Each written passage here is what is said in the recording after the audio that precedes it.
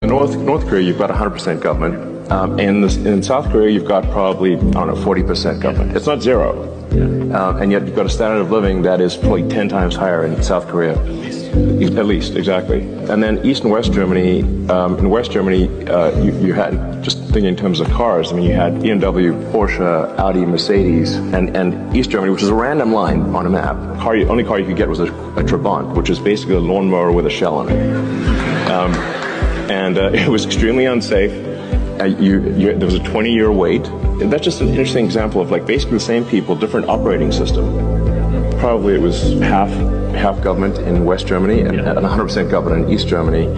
And it's obviously, you know, sometimes people have these, amazingly in this modern era, this debate as to which system is better. Well, I'll tell you which system is better. The one that doesn't need to build the wall to keep people in. Okay, that's how you can tell. Thank you, Chairman. It's such an honor to stand here to strongly support the House Concurrent Resolution 9. As a Korean American who grew up in the aftermath of the Korean War, I have witnessed the horrors of socialism firsthand. I always say, if you want to see the difference between socialism and freedom, just look at the Korean Peninsula at night. South Korea shines with opportunity. North Korea is trapped in darkness. Time and time again throughout history, socialism has led to disaster, starvation, imprisonment, and the death of over 100 million people worldwide. My own family lived those horrors.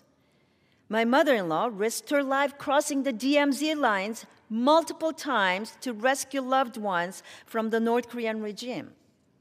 To this day, tens of thousands of Korean families remain separated by a system that tears apart communities and crushes basic human dignity.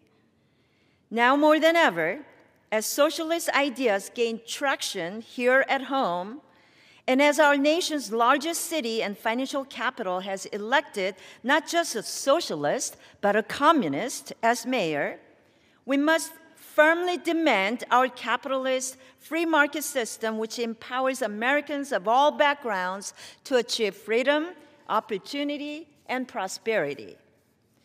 I know what America represents because I remember my first glimpse of freedom as a young girl, looking up, wide-eyed, as U.S. soldiers tossed candy from their trucks in the communities that I lived.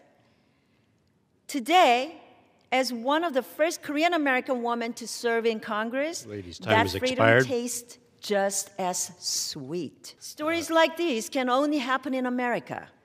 As a member of Congress, I will always fight for the American dream and for our free market system that keeps it within reach for everyday Americans. Thank you, and I yield my time.